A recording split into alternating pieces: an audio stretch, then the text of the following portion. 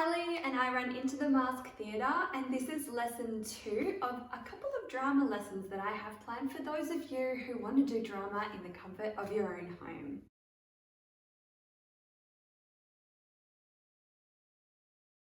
I bet you're really excited to start some drama, so the first thing we're going to do is warm up our bodies. So I'd love you to stand up if you can. Great. Alright, so the first thing we're going to do is we're going to stretch up really, really tall. And we're going to stretch up and pretend there's a huge, big orange tree. I think orange trees are in season right now. Huge orange tree. And we're going to stretch up really, really tall and pretend we're grabbing some oranges, okay? So here we go.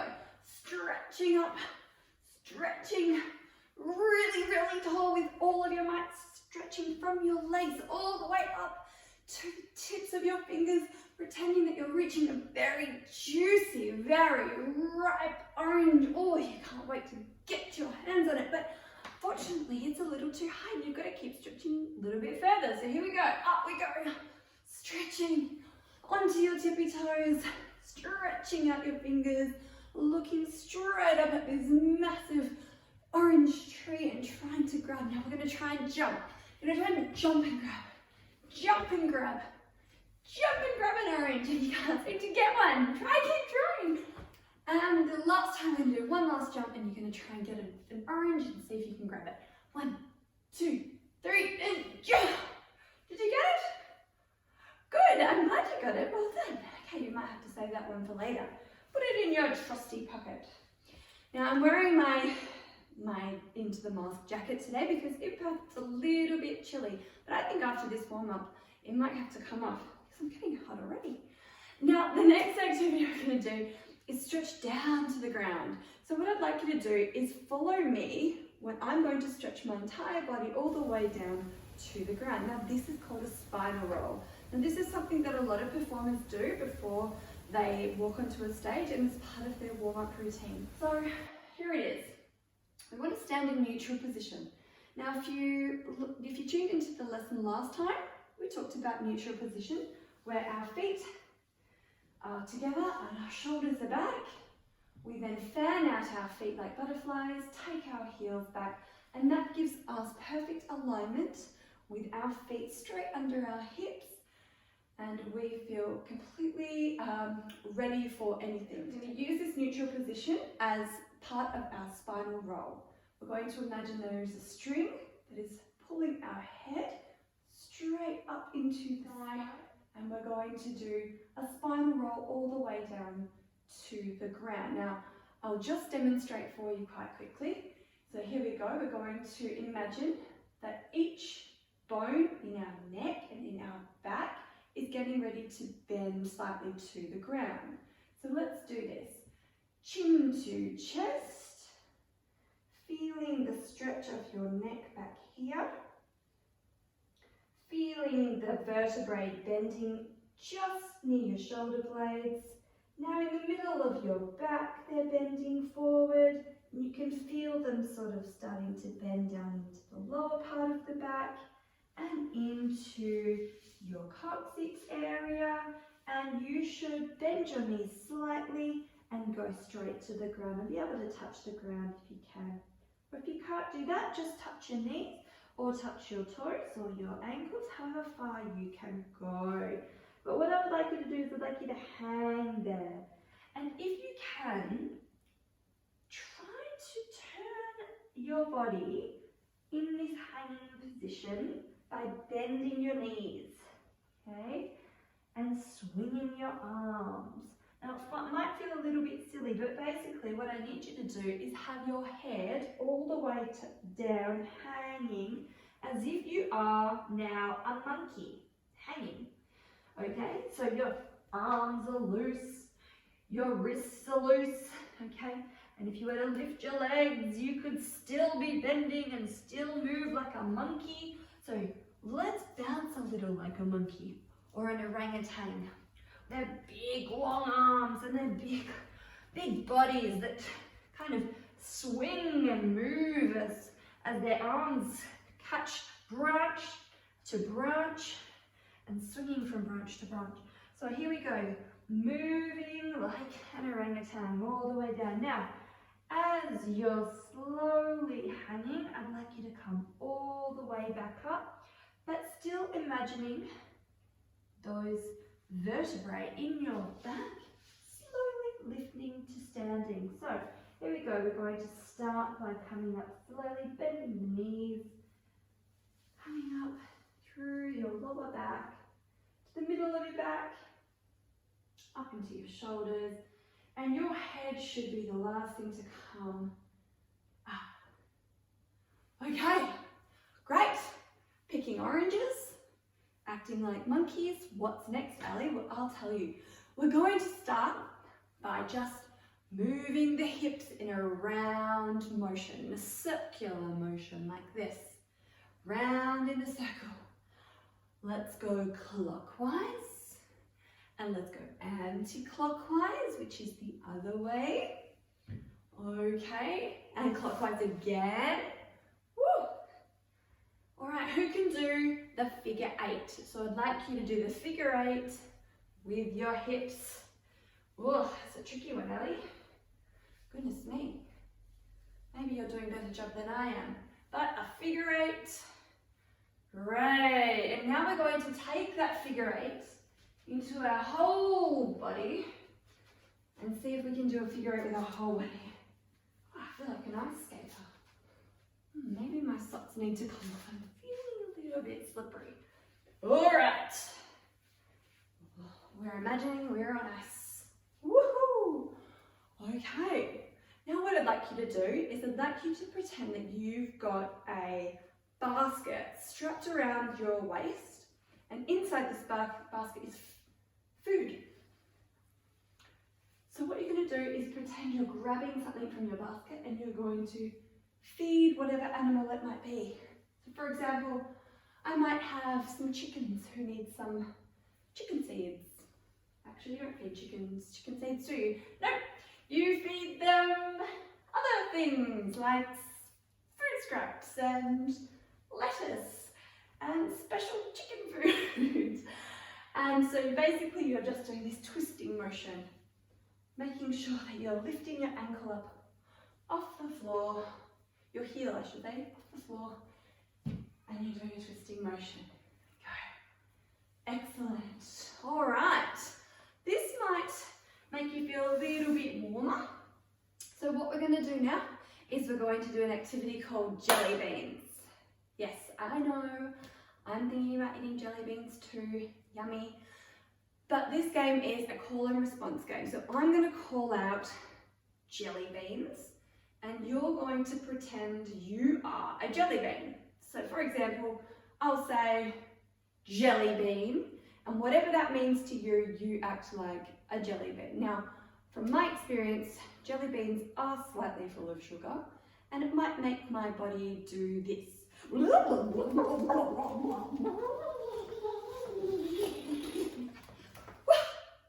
Okay, so you can use your entire voice, your entire body to become a jelly bean, or what a jelly bean might feel like to you. Because the next thing I'm going to ask you to do is decide when I say run a bean, what that makes you do. Are you running? Are you running already? Runner beans. I would like you to run like this, or run like this, or run like this, or run like this. Or whatever it is, you're going to run when I say run a bean, okay? The next thing I'm going to say is a baby bean. Now when I call out baby bean, this is what I want you to do. Well, actually, you probably already know. You perform your greatest baby version of a bean. So what that might look like is something like this.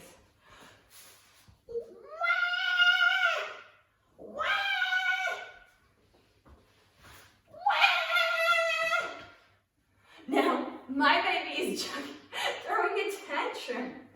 My baby is throwing a tantrum. Yours might not be. Yours might be go go gaga. Go go go go go go go go gaga. Whatever it is that you decide when I call baby bean, that's what you do, okay? Let's try from the beginning. So I call out jelly bean.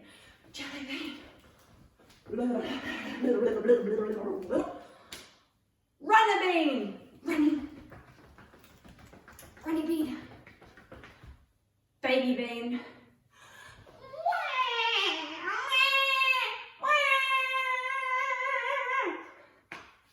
You got it? Okay. And you know what?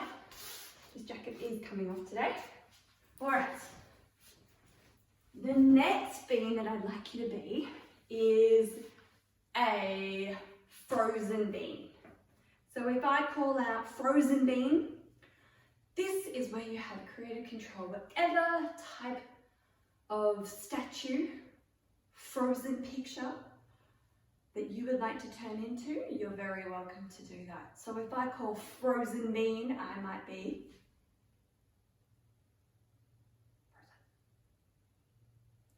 frozen. Okay? So we try that. Let's go runner bean, frozen bean.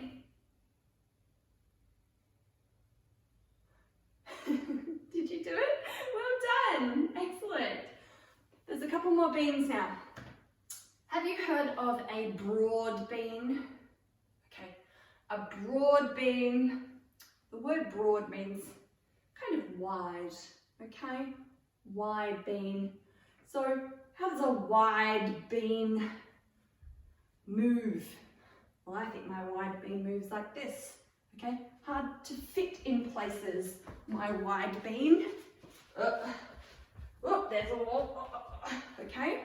So when I call broad bean, that means your broad version of a bean, okay? So let's try this. Baby bean. Runner bean. Frozen bean. Broad bean. Good, excellent. Okay. Have you heard of a French bean? Bonjour. Je m'appelle Alee. I am a French bean. You're welcome to do a French accent, or maybe you are a mime artist because the original mimes are French. Maybe that's what your bean looks like. But when I call French bean, you can twist your mustache. All right, up to you. Okay, so your French bean can be anything that you interpret as French. Up to you. So here we go. We'll try it. Let's go. Jelly bean. Runner bean. French bean. Broad bean. Baby bean. Frozen bean. Great. Okay, there's one more bean to go. This is called a string bean. I don't know who made these names up for beans. I just couldn't tell you. But a string bean can be really, really tall, stretched up like this. Okay? Or a string bean to you might mean a puppet. Okay? String bean. So when I call a string bean, you perform your interpretation of a string bean. Okay? Alright, are you ready? Here I go. Runner bean. String bean. Baby bean. Frozen bean.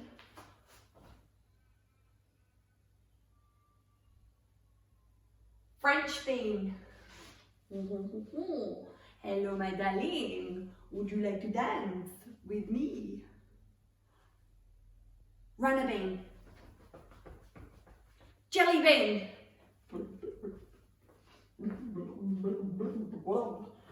Baby bean. String bean. bean. Frozen bean. Awesome. Okay, I'm gonna call them out and you're gonna perform them as a warm-up for me. Are you ready? Here we go. String bean. Baby bean. Runner bean. Broad bean. Jelly bean. Frozen bean. French bean. String bean. Runner bean. Jelly bean. Broad bean. French bean. Runner bean. Frozen bean. And let's everyone end on a baby bean. Go on, show me your baby beans. Excellent, well done. So you might think, oh, that warm-up was a little bit crazy. Well, it's about being playful, and I think that's really important at this time. It doesn't matter how old you are. You could be 7, or you could be 17, or you could be 70, and I think it's really important that we all do something really playful each day. So I hope you enjoyed that activity. The next thing I'm going to ask you to do is to try and find a door that you can enter and exit from. Now it's a little bit tricky because I actually don't have a door in this space, but I'll take you to a door in my house that I'm going to use to show you what we're going to do for this next drama activity. Okay, so I'm walking you through my house and I'm going to find a door. Now the reason why I am taking you to see a door is that we are going to extend our entrance and exits lesson that we did last time, so that it actually is a little bit more believable when you are entering and when you are exiting. Not all the time does a theatre set have a door, but I thought because we're all at home, we should try and make this a little bit more interesting and see what we can do to create a scene with an actual door. Okay, so here I am. I have chosen my door that I'm going to use to show you an example of the next challenge that I have for you. There are 3 rules to showing believability when an actor enters and exits a stage. So the actor or performer has to imagine where they have come from before they enter the stage. It's important for the actor to do this because that shows the audience how believable their story is once they enter the stage. I'm going to exit out of shot and enter, having thought about where I have just been. Now I'm going to use the example of eating too many jelly beans because we've just done a jelly bean exercise. So I will pretend that I have just come back from eating so many jelly beans with my mum at, say, a fair or a royal show or somewhere where there was a lot of sugary lollies. And I'm going to desperately need whatever is behind this door, okay? Oh, yeah. What?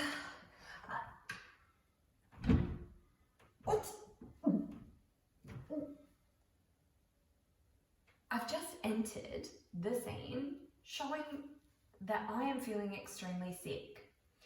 The second rule to believability is having an objective. So what does your character want?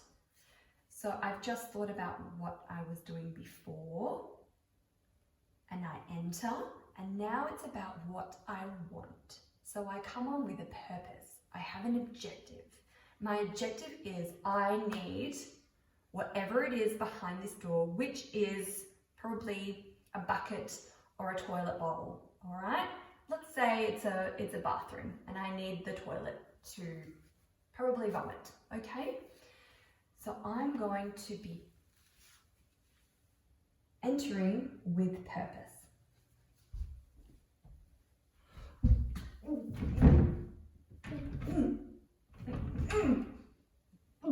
So I entered with an objective.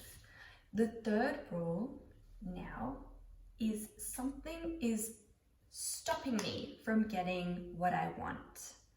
Something is in the way. And that's usually what happens in a scene. There's always a problem, or someone stops another person from getting what they want and they come across this barrier. All right? And this is where it's exciting. You can be very creative with how you go about trying to still get what you want from this person or this obstacle or this problem by using your creativity and imagination. So I'm going to show you what that looks like now. I ate too many lollies at the fair, Mum. I need it's locked. Who's in there? What? You've been in there for ages. I'm gonna vomit. What do you mean vomit out here? I've got nowhere to vomit. You've got the toilet. Open the door. I'm fasting. I feel so sick. What? Why are you laughing? It's not even funny. Do you know what? I'm going straight to your bedroom and I'm going to vomit all over your pillow. That's it. I'm going. Good.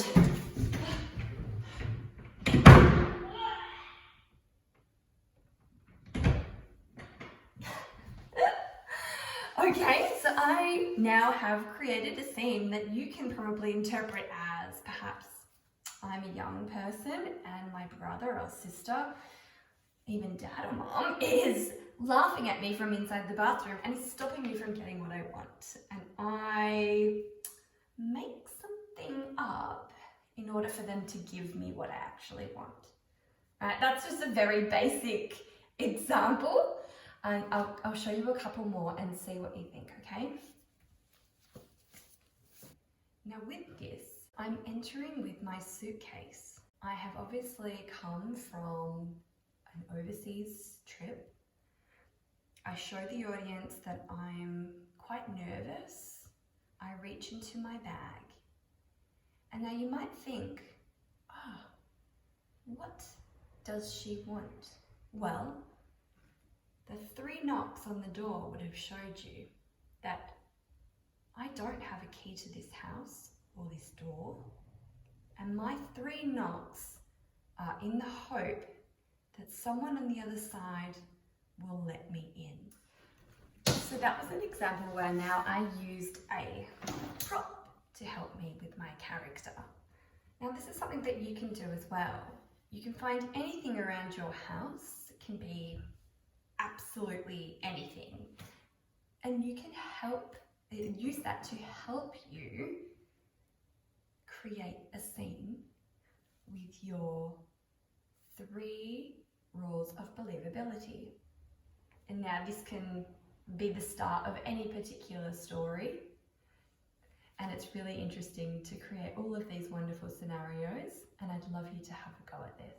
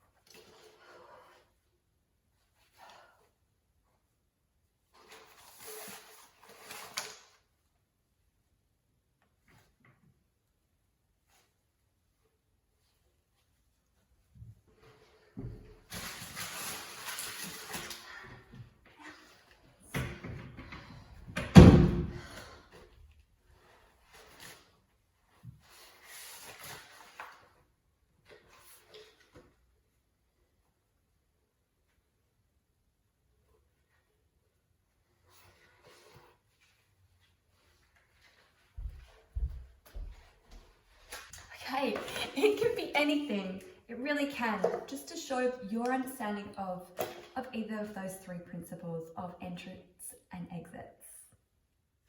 Okay, so that concludes our little lesson for today. I would love to see what you can create with the challenge that I have just given you with your entrances and exits and choosing a door in your own home. It can be an outside door, an inside door, a front door, a car door, whatever door that you have available to you. And you don't necessarily have to enter into the door. You can actually enter from behind the door, as you saw in the last clip that I sent you. So the idea is to create a scenario, to create a scene, to think about those three principles, and perhaps you'd like to send them in to me. If you can't upload a video, that's okay. You can send me photographs of the stages of your entrance and exits. I can also have a go at guessing your story if you like and send it straight back to you, or you can send into me your scenario that you've created or a character synopsis that you've come up with whatever you have in your home. Now, I really hope you enjoyed that. I'm signing off. I would love to hear from you. Please send me an email or any feedback that you might have. In fact, let me know what's the next lesson that you would love to do or learn about. I really look forward to hearing from you. Okay, bye.